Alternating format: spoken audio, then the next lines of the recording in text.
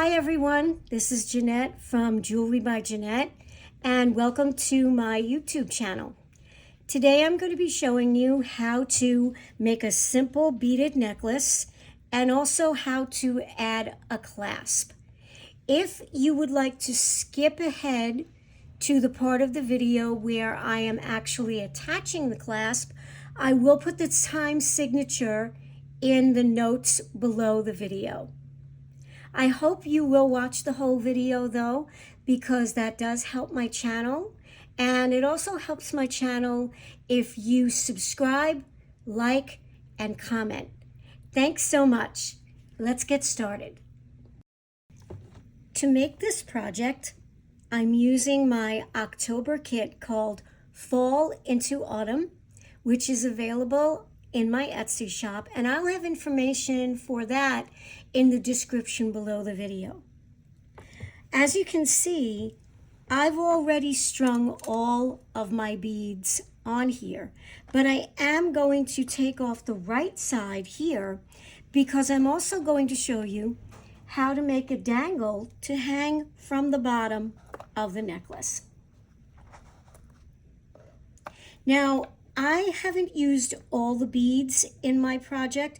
There will be some left over, and I will tell you the beads that you will be getting in the kit for this month in a moment. But you can see that I'm creating a 17, I think it's about 18 inches. By the time I put the clasp on this, it's 18 inches. So you'll see that on my bead board, each side reaches 8.5 inches. So when we double that, that will give us 17 plus the clasp, which will add about an inch to my necklace. Now, you don't have to make exactly what I make. This is just an idea, but I really like the way this turned out. So in this kit, you will receive enough wire to make an 18-inch necklace. If you would prefer to make a 16-inch necklace or maybe a couple of bracelets, you can do that as well. And you can also add your own beads from your stash to change the project up a little bit. In the kit, you will receive everything that you need to make the necklace that I am showing you, with the exception of the tools. And I will tell you what tools you need to use throughout the video.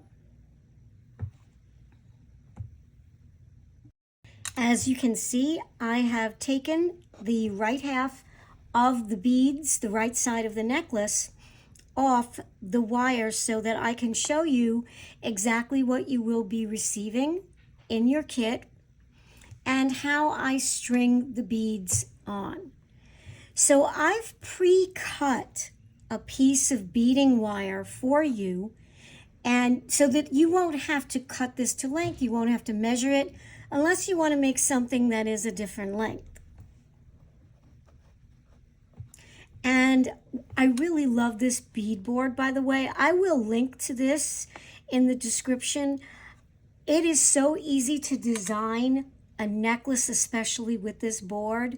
I use it every time I make a necklace.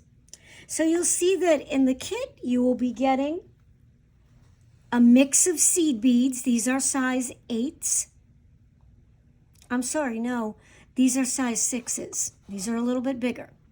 You will be receiving some bloodstone gemstones. You will be receiving some tree agate gemstones, small round onyx beads, some crystal cubes, and some crystal wheels. You'll also get some gold-plated spacer beads, and you will get a head pin to make the dangle.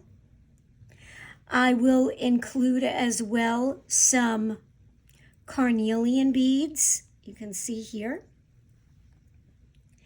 And I will also include from my stash of vintage check glass these beautiful smoke colored, I don't know if you can see really just how beautiful these are. These are vintage. I don't think you can even buy these anymore, but you will receive one of these to make the dangle. You don't have to use it for the dangle. You can even put it in the necklace.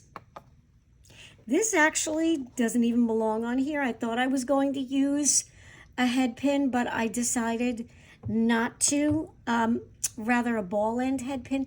It's too short, and I needed a longer one to make the kind of dangle that I wanted. So let me show you how I string the beads on the wire. You'll notice that I have put a clip at the end of my wire so that the beads don't fall off as I'm stringing them. I actually like to start in the center of my necklace and work out from there. But since I have already pre-strung the first half, the left side, I'm going to just proceed from this point and work left to right. It's so easy, you don't need a needle to use this kind of beading wire. I'm going to try to come up really close so that you can see what I'm doing. The hardest part, I think, is finding the little hole in the bead. So pardon me if my fingers are in the way. And I hope you can see what I'm doing here. There's the hole. And I'm just threading it on.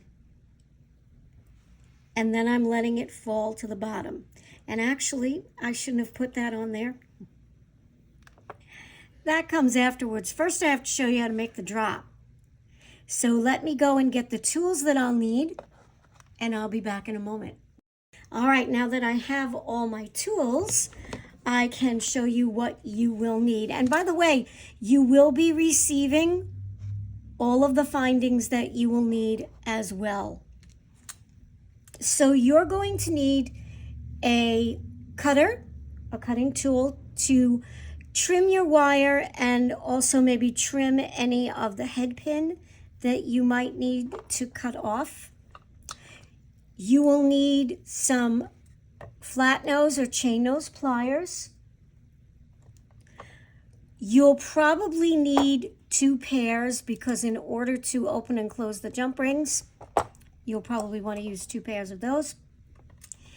And you will need some crimping pliers, which I will show you how to use.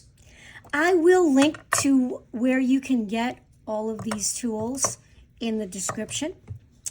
And we're also going to be using a special tool today, and it's called a looper. And what it does is it creates a loop for your findings, for your head pins if you're using wire. This is so much easier than trying to make a loop with round nose pliers and chain nose pliers. I struggle with that. I still struggle with it. But if you want to see how to make a regular simple loop without using this tool, instead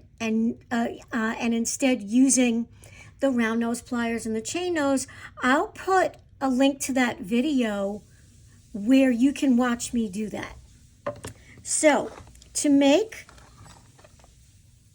this drop, I'm going to thread on my head pin a piece of the check glass, a wheel crystal, and a carnelian bead. And then I'm going to take what I've already strung, and I'm going to thread it through the looper right here.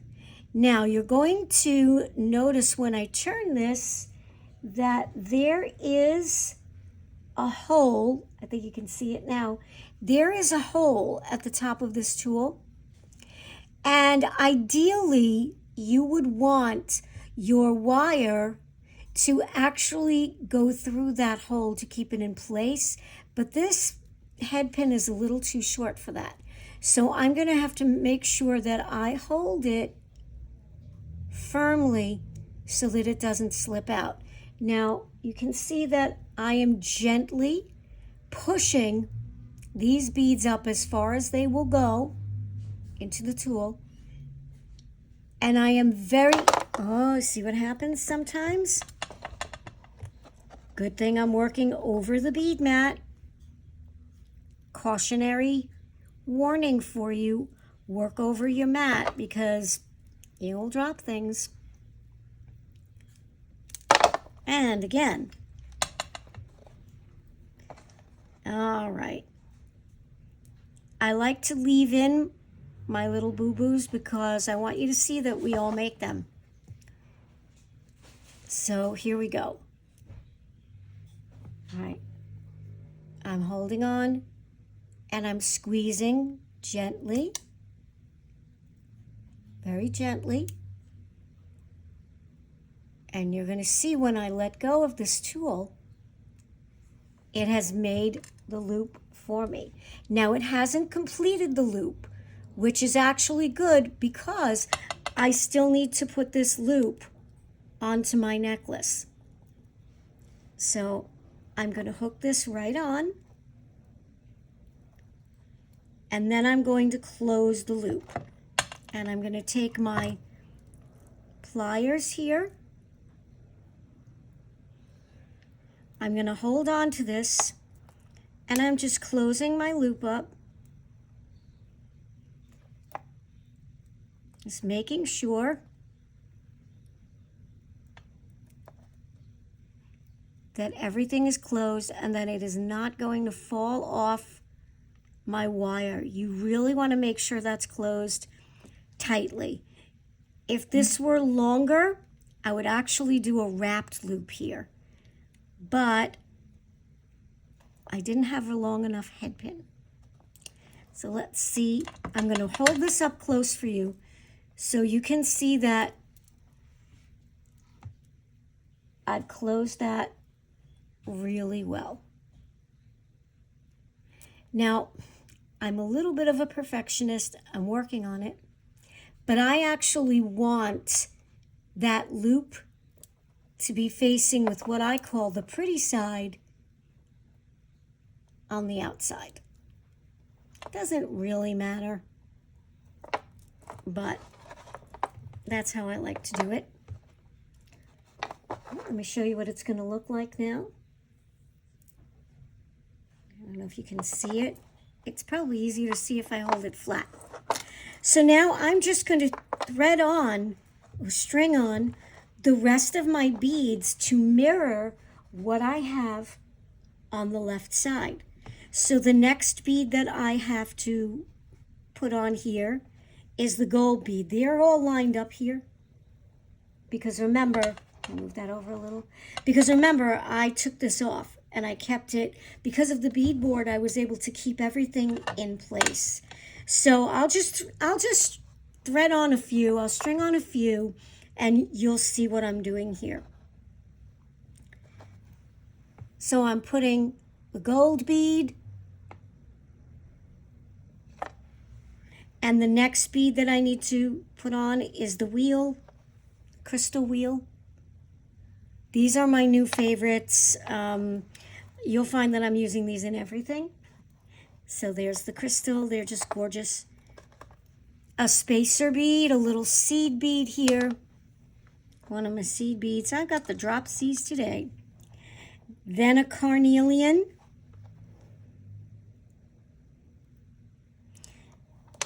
After the carnelian, I have another spacer, seed bead, and you can really put these beads on in any order. I have no particular order here. I think I had a particular order like right over here because it's so close to my focal pendant. Oh, and I didn't mention these beads. You get some of my favorites. These are Terra Agate, and they're called Terra Agate because they really do look like little globes. They are really gorgeous. Some of my favorites.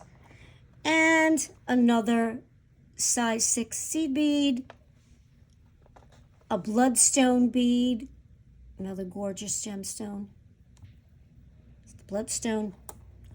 And I will just continue following the same pattern that I have on the left side. And I'll be back after I finish stringing the whole right side. Now, all right, so here you can see that I have finished stringing my necklace. And now I'm ready to add the clasp. Now, when you are ready to add the clasp, you do want to make sure that you have a couple of inches of extra wire on either end, because if you don't, it's going to be really difficult for you to thread the wire through the components that we need to get it through. So I'm going to take my clip off one side. It does not matter which side you do first. It really doesn't. It's up to you. And the first thing that I am going to add is a crimp bead. Now these are super, super, super tiny. So I hope that you can see this without it being too blurry, but it is really tiny. So I will be, and please excuse the ink that's on my hands. I'm always getting something on there. I will be including a couple of extra crimps because they do like to fall on the floor and get lost. And you might make some mistakes at first when you are crimping the actual crimp beads, which I'll show you in a moment. Right, so I'm going to thread that on. Trust me, even if you can't see it, it's right down there. Excuse me. And then I'm going to thread on what we call a wire guardian or a wire guard. And you don't really need this, but I like using them because they do protect your wire. That's why they're called wire guardians. And they protect your wire from the abrasion that might or probably will occur as you are wearing your necklace and as you are clasping and unclasping it. So I do like to use them. So the way that we use a wire guardian is it looks like a horseshoe. And I know it might be hard for you to see.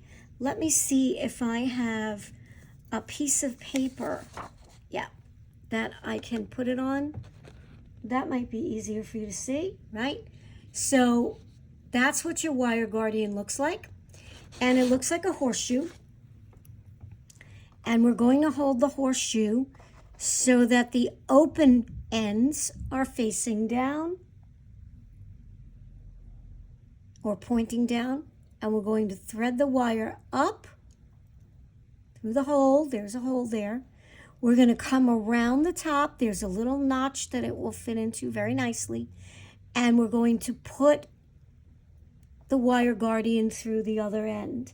Let me hold the paper up again so that you can see exactly what I've done here. Now I'm going to pull that down slowly and gently until I get to where my crimp bead is, and I'm going to feed the end of the wire through the crimp bead.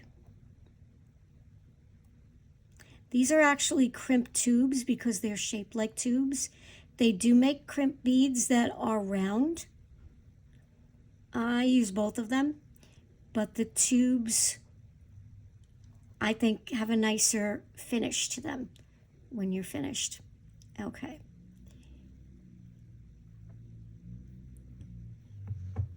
And I'm going to get that as snug as I can. Here's what it looks like again. That's what it's going to look like. And now what we're going to do is we're going to actually crimp the crimp tube. Please excuse my dog if he starts barking. So here's where we take our crimping pliers. I don't know what kind of stuff I have all over these. And we're going to, let's take a look at these first. Let's take a look at the crimping pliers. You'll see that on the pliers, there are a couple of notches. So one notch,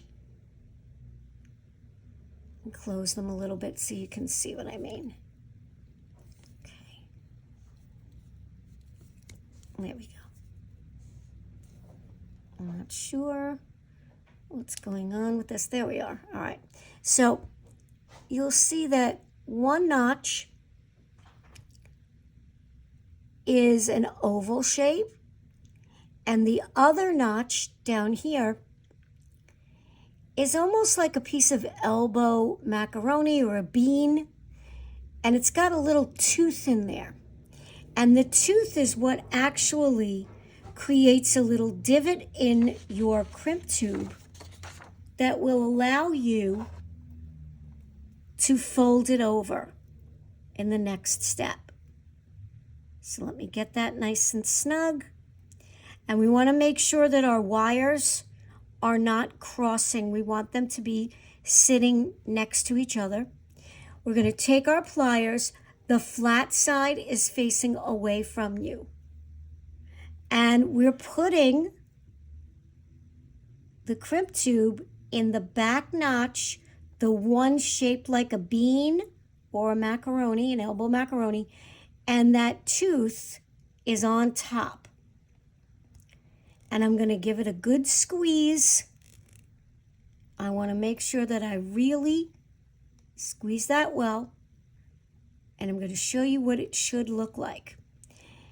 And hopefully you can see that there is, it may be hard to see, but there is a little divot right in there. Now what we're going to do is we're going to turn the bead sideways, and we're going to take our crimping pliers, and this time we're using the front notch, the oval shape. And what we're really doing is we are folding that crimp almost in half. It's going to look like a tube. And I'm just gently crimping it, slightly moving back and forth. Remember that the flat edge is always away from us.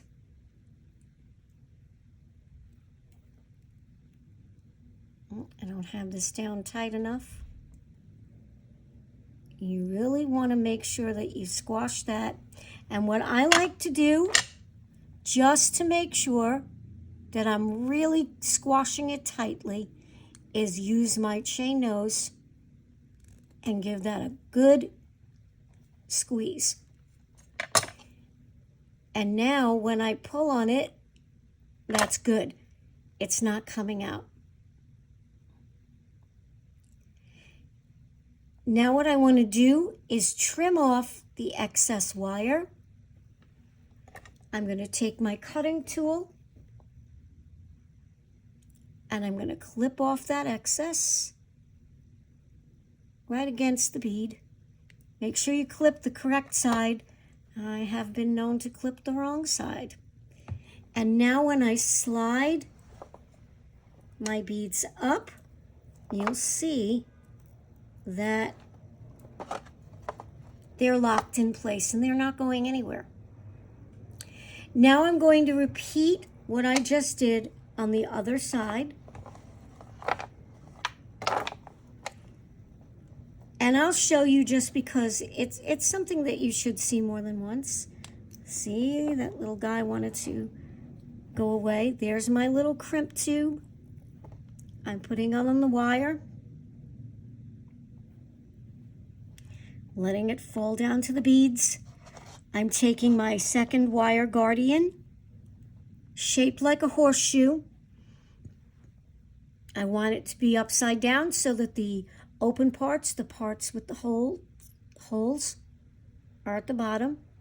Threading my wire through one end, up and over, down through the other hole, and again gently moving it down so that it is as close as I can get to that crimp bead. All right, there it is. I shouldn't have pushed it down all the way yet because I do have to thread this through the crimp bead. I want to thread the other side through. Okay, get in there. I'm actually, come on now. All right, it takes a little patience. Again, that's why I leave these parts in my videos, because I want you to see that sometimes we struggle a little bit. It's normal. We all do it. And there we are. Okay, now I used to thread my excess wire through a couple of beads, and I know a lot of people do that. And I mean, you can do that. It does make it look neat, but it doesn't really provide any extra security. And after a while, it somehow wiggles its way out of the bead, and it sticks out, and it can get scratchy, and it looks ugly. So by doing this, we don't have to worry about that. And if you crimp this really well, you don't have to worry. So we're going to crimp this side the same way we crimped the other side. I'm going to pull that snug. An important tip that I almost forgot to tell you. You want to make sure before you crimp that second bead, the second crimp bead, that your necklace can move a little bit. In other words, you don't want to slide this down so tightly that it crunches up. You want it to be a little flexible, because as you're wearing it, you want it to look nice. You want it to drape nicely. So this should be good. You don't want to leave a lot of space, just a tiny little bit. That's good. That's where I want it. I'm going to take my crimping pliers again, putting it on the back notch, being careful that I'm squeezing the crimp tube and not one of the glass seed beads. Yep, I've done that too. It will crush it. Turning my crimp sideways, and now I'm putting it back in the tool in the front notch that looks like the oval, squeezing to fold it over, giving it a couple of good squeezes, and again coming in with my flat nose or chain nose pliers and giving it a really good squeeze, making sure that it's tight. I'm going to pull on it a little bit. Believe me, it's better to find out if it's loose before you trim off this wire. After that, it might just fall apart. Taking my cutter again, coming in, cutting the wire as close as I can next to the crimp. That's my extra that I'm going to discard in a moment. And there we have it. So we're all ready now to put the clasp on. And now it's time to add our clasp. So I am using and including a lobster claw clasp, gold-plated, and a large jump ring. I believe this is probably, I I'd say an 8 or a 9 millimeter. And I like using large jump rings for my clasps because I don't know about you, but I don't like fussing around trying to get my lobster claw clasp into these tiny little jump rings. If you want to use a little one, absolutely go ahead. But I will include a nice large one for you.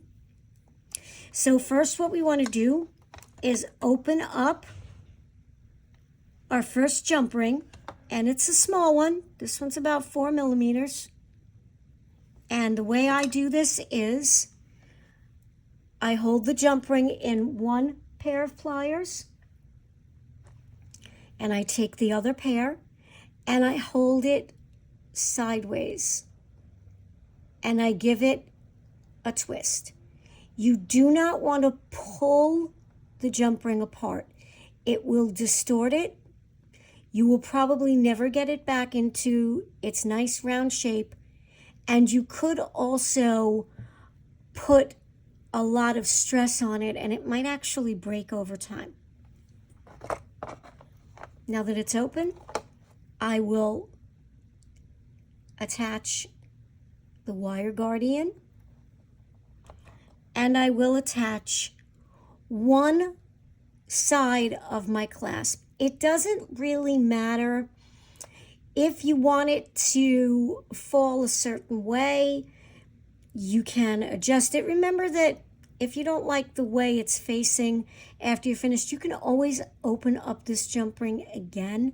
I wouldn't open it and close it too many times, but you can do it a few times without damaging it. I'm going to attach my lobster claw clasp. And now I'm coming back in with my other pair of pliers. This time I may have to grab it with the tip because it's a small jump ring. And I'm closing the jump ring. And the way I close it is I go a little bit beyond. I over twist it a little bit and then a little wiggle back and forth. That work hardens it a little bit and it also ensures that it's nice and tight. You can just go in and give it a nice flat little squeeze with the pliers and make sure that's closed. Now we'll do the same thing with the other side. I'm taking one of my small jump rings again. These are included in the kit. I'm going to open by twisting gently. And I will, all right, Henry. I will put the other wire guardian on the jump ring and I will attach the large jump ring. Now I'll just close up the small jump ring. Oops. Yeah, a little wiggle. I could have just attached the large jump ring to the wire guardian. I'm thinking of that now.